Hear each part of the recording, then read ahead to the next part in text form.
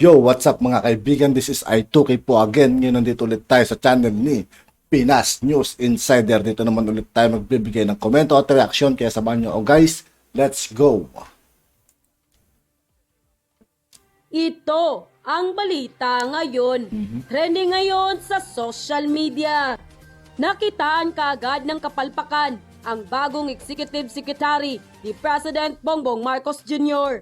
Dahil sa magkakasunod na pagre-resign ng mga opisyalis ni President Bongbong Marcos Jr. bago pa man sumapit ang 100 araw niya bilang Pangulo ng ating bansa, ay marami ngayon ang nangangamba at nalilito sa kung ano nga ba ang nangyayari sa loob ng Palasyong Malacanang. Bago-bago mo sa gobyerno.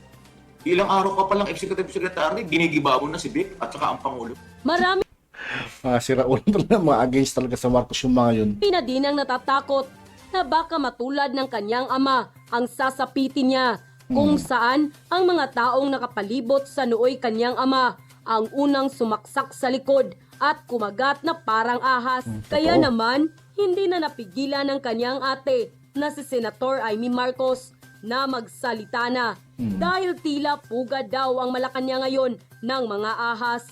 Ano ba ang sinasabi ni Senator Amy Marcos? Meron bang nagpapagalaw ng kakaiba sa Malacanang para masira si President Bongbong Marcos Jr.? Dahil mayroon na namang nakita ang bagong kapalpakan na ginawa ang bagong Executive Secretary ni President Bongbong Marcos Jr. Pero bago natin simulan ang balitang ito, kung bago ka pa lamang sa aming Okay, sa lahat ng di pa nakasubscribe kay Pinas News Insider, wag po natin kalimutan mag-subscribe sa kanyang channel at wag nyo rin pong kalimutan mag-subscribe dito sa akin channel. Kaya simulan lang. At ituloy ulit natin guys. channel, ay please huwag kalimutang mag-subscribe at i-click ang notification bell para mas maging updated ka palalo sa lahat pa ng bagong video na i-upload namin. At eto na nga mga kababayan, kung ating matatandaan na nagpahayag na din noon si Senator Amy Marcos na mayroong nakikialam sa loob ng Malacanang at umabot na din sa punto na sinabi niyang huwag niyong lukuhin ang kanyang nakakabatang kapatid. Ang pinakahuli nga ay hinayag niya ay nagulat ang lahat dahil tinawag niyang pugad ng ahas ang Malacanang ngayon. Dagdag pa ni Senadora na ang pagyayaring ito Biruin nyo guys, ano, hanggang ngayon yan pa rin yung sinasabi ni Senator Amy Marcos. Kung mapapanood nyo yung pelikula nila, ang tawag ba ron? Made in Malacanang. Nasabi niya rin yun guys. ay naganap noon sa panahon ng kanyang ama at ang kumagat sa kanila ay ang mga taong malalapit pa mismo sa pamilya nila.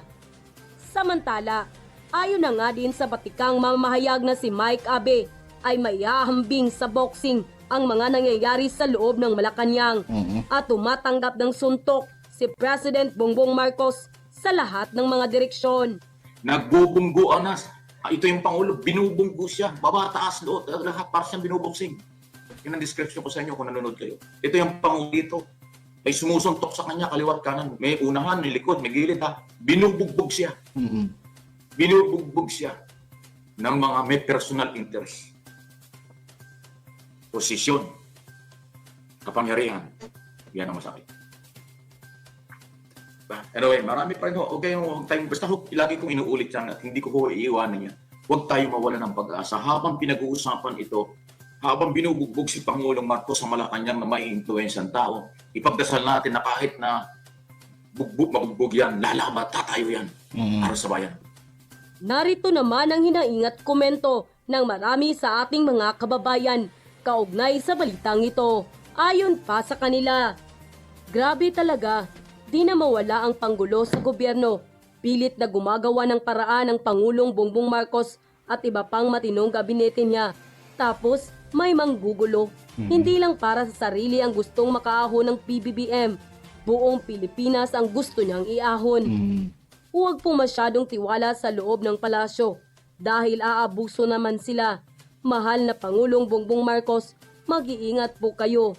Huwag po kayong pakakagat sa mga ahas na nakapaligid sa inyo. Protektahan po ang presidente sa pamamagitan ng ating mga dasal. sapagkat po ang pananalig sa Diyos at tiwala sa sarili ang susi tungo sa tagumpay. Tama. End quote. Sa usapan naman ng bagong executive secretary, ay mayroong napansin itong batikang journalist na si Mike Abe na hindi niya dapat ginawa dahil bago pa lang siya. Lumalabas kasi na tila ay nagsisinungaling na agad ang bagong executive secretary o kaya'y makontrol ito ng ahas sa loob ng palasyong Malacanang. Yung bagong executive secretary, Lucas Bersame, nagharap ng salita sa media. Wow! Kailangan ba yun? Ito, karapatan niya yun dahil executive secretary, tsaka merong kalayan tayo sa pamamahay at ang lahat ng sektor. Wow! Yung kanya sinabi. Pinanindigan niya na walang administrative order. Hindi na daw konektado sa palasyo at sa Pangulo, sa Pangulong Marcos Rodriguez. Wow! Secretary, ano pinanguhugutan mo nun? Kabago-bago mo sa gobyerno. Ilang araw ka palang executive secretary, ginigiba mo na si Vic at saka ang Pangulo. Sasabihin mo, wala nang kaugnayan si Vic Rodriguez kay Pangulong Marcos. Walang administrative order na inilabas ang Pangulo para sa posisyon ni Vic Rodriguez. Nagkakamali ka, Mr. Secretary. Oh my goodness. Nagkakamali ka kasi nakita ko yung dokumento. Mayroon nakaperma, inuulit-ulit ko na. September 16, pumirma ang Pangulo bilang Presidential Chief of Staff si Vic Rodriguez. Sasabihin mo, walang relasyon. Eh, isang araw lang, bumalik siya sa Malacanang eh. Pinatawag siya ng Pangulo, nag-usap silang dalawa eh. Sasabihin mo, walang ugnayan, Mr. Secretary, huwag kayong, baka may nag-utos lang sa'yo. Baka inutusan ka lang ng gumidiba sa Pangulo, kabago-bago mo pa lang, Mr. Secretary. Sintabi na po, Mr. Secretary Bersamin. Baka inutusan ka. Baka may nag-utos sa'yo. Akin, sa akin, baka, di ko alam eh. Baka may nagsabi sa'yo, gawin mo ito. Teka muna, sir. Wala akong nakita dokumento kasi nung dumating ka dyan, wala na yung dokumento. Wala na rin yung tao. Yung sinasabi mong walang koneksyon, wala na rin yan sa Malacanang. Dahil September 17, nag-ano na siya. Umalis na ng palasyo. Iniwan na yung opisina mong yan. September 17, si Vic Rodriguez, umalis na ng Malacanang. Nag-impake na talaga siya September 17. Kaya nakita mo nung umalis ang Pangulo noong September 18, hindi siya kasama, nagatid sa airport. Dumating yung Pangulo after 1 week, hindi rin sumalubong sa Vic Rodriguez. Pero hindi nangangahulugan, wala silang ugnayan. Mr. Secretary, Mr. Executive Secretary, huwag kang magagalit sa akin. Si Vic Rodriguez bumalik sa Malacanang noong isang araw. Alam mo bakit? Pinatawag siya ng Pangulo, nag-usap ulit sila. Sabihin mo, wala nang ugnayan. Wow!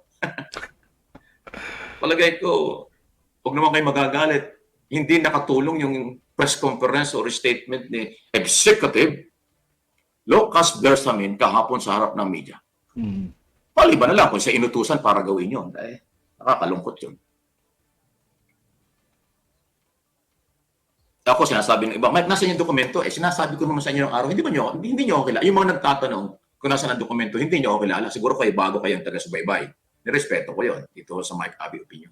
Sinabi ko naman ng araw at uulitin ko pa. Hindi ako maglalakbas ng dokumento sa social media dito kung walang go signal ang may-ari ng dokumento.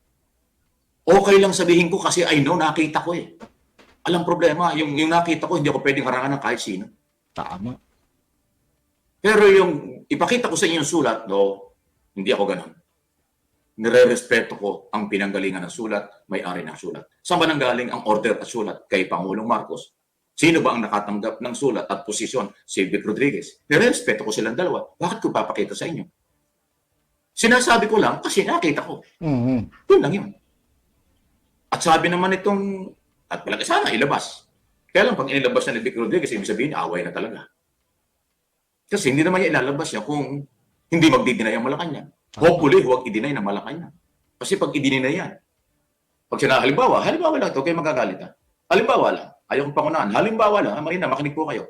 Halimbawa lang, sinabi ng Pangulong Marcos, wala akong ibinigay na administrative order, wala akong ibinigay na appointment kay Atty. Vic Rodriguez. Hopefully, huwag niyang gawin yun. Halimbawa lang, huwag kayo maniwala. Sa tingin ninyo, matatanggap ni Vic Rodriguez yun? At yun na nga mga kababayan. At yun nga po mga kaibigan, dito po tatapos ang ating reaction video. Muli ako po si I2K ng Sundal ng Tunggalo at 811. Maraming salamat sa patuloy na pagsuporta. Yeah! Peace out!